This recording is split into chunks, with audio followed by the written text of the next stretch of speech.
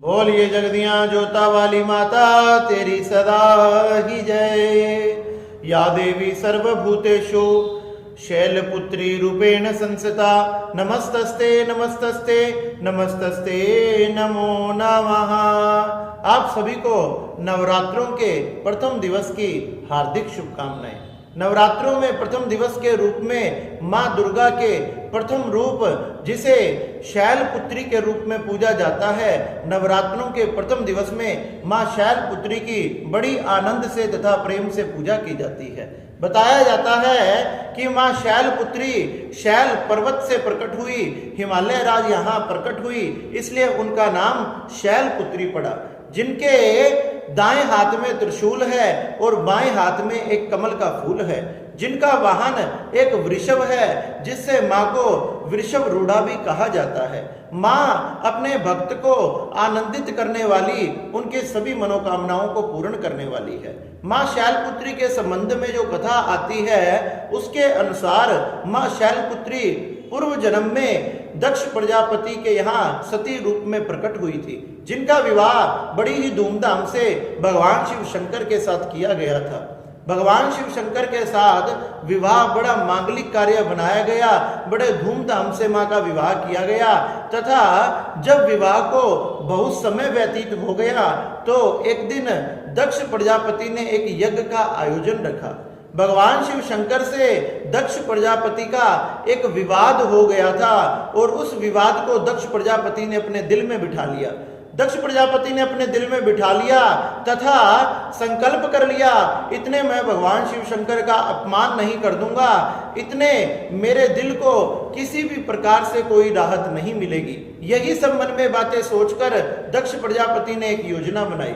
उस योजना के अनुसार दक्ष प्रजापति ने एक बहुत बड़े यज्ञ का आयोजन किया तथा उसमें सभी देवी देवताओं, संत महात्माओं, ब्राह्मणों को, किन्नरों को, यक्षों को, गंधर्वों को, सभी को आमंत्रित किया।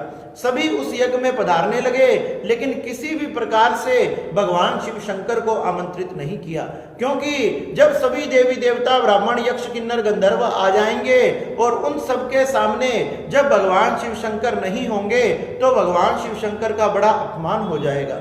ऐसी दुष्ट बुद्धि रखने वाले दक्ष प्रजापति ने भगवान शिव को नहीं बुलाया तथा उस यज्ञ का जब समय आया, उस दिन के आते ही सभी देवी देवता अपने वाहन पर रूढ़ होकर उन यज्ञ के आयोजन की तरफ बढ़ने लगे। जब कैलाश पर्वत के ऊपर से सभी के वाहन जा रहे थे तो आज मां सती ने भगवान शिव शंकर से प्रश्न किया कि ये सब कहां जा रहे हैं? आज से पहले मैंने कभी भी इतने वाहन एक साथ जाते हुए नहीं देखे, इसका कारण क्या है? जब भगवान शिव शंकर कहने लगे कि आपके पिता ने एक बहुत बड़े यज्ञ का आयोजन रखा है, जैसे ही सती ने सुना, सती बड़ी प्रसन्न हुई, तो पतिदेव फिर तो हमने भी चलना चाहिए, महादेव जल्दी करो।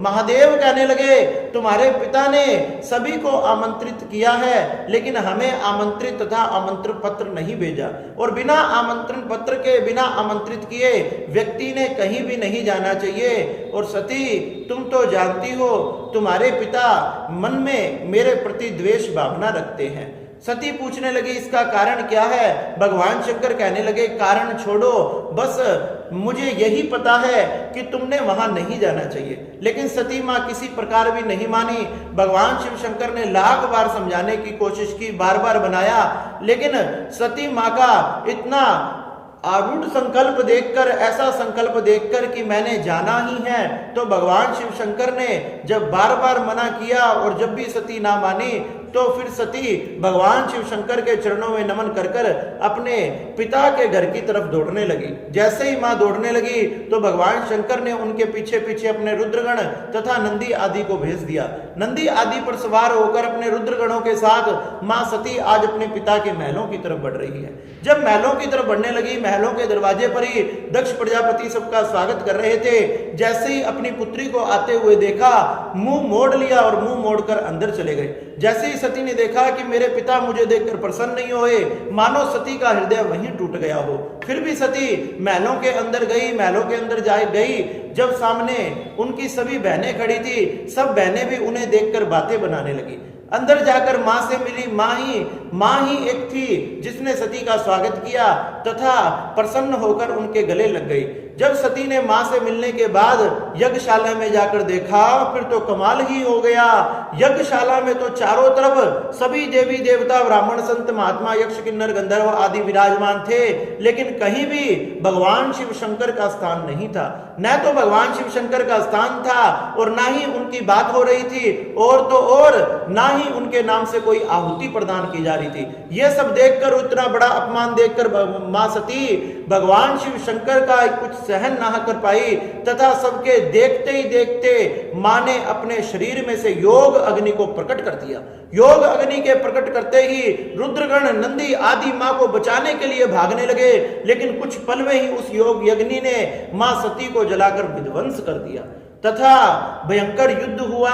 भयंकर युद्ध का परिणाम दक्ष प्रजापति आदि का सिर काट दिया गया। भगवान शिव शंकर ने कृपा करके फिर से बकरे का सिर लगाकर यज्ञ आदि को पूर्ण करवाया। वही सती जो पूर्व जन्म में दक्ष प्रजापति के यहाँ प्रकट हुई थी, वही सती अब हिमालय राज पर्वत के यहाँ प्रकट हुई। पर्वत, पहाड़ आदि के प्रकट होने के कारण, उनके यहाँ जन्म लेने के कारण माँ का नाम शैलपुत्री पड़ा। पर्वत का अर्थ होता है ऊंचाइयों को छूने वाला, ऊंचे ऊंचे शिखरों को छूने वाला।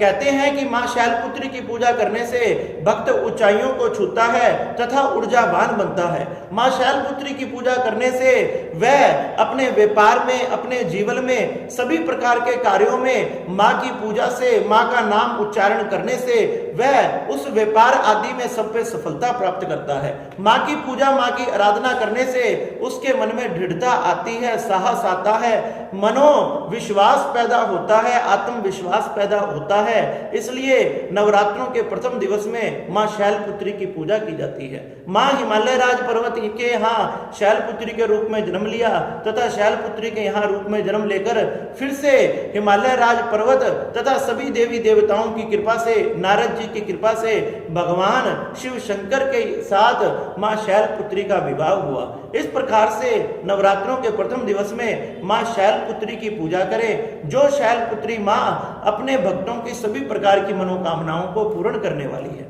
मां की पूजा करना तथा मां को सफेद फूल बड़े प्रिय हैं, मां को लाल फूल बड़े प्रिय हैं। उनकी पूजा में लाल फूल, सफेद फूल आदि हमने उनके चरणों में समर्पित करने चाहिए। नाना प्रकार के अनेक फलों का भोग लगाना, उनके सामने कलश की स्थापना करना, अखंड ज्योत का दीपक जलाना तथा जौ आदि को बोना, इनसे मां बड़ी प्रसन्न होती है। मां को चुनरी बड़ी प्रिय है। सबसे पहले तो मां को चुनरी ही उड़ानी चाहिए, मां को चुनरी समर्पित करना, इससे मां सभी मनोकामनाओं को पूर्ण करती है। तथा इस प्रकार से नवरात्रों के प्रथम दिवस में मां शैलपुत्री की पूजा करें, उनकी आराधना करें तथा उनके मंत्रों का जाप करें। ओम शं शैलपुत्री दिव्ये नमः। इस प्रकार से मां के मंत्रों का उच्चारण करें। जो भी आपको मां का मंत्र आता है उसी से मां की आराधना करें। इस प्रकार से धूमधाम से बड़े ही आनंद के साथ हमने नवरात्रों के प्रथम दिवस को बनाना चाहिए। बोलिए जगदियां जोता वाली माता तेरी सदा ही जय। जयकारा शेरा वाली दा बोल साचे दरबार की जय।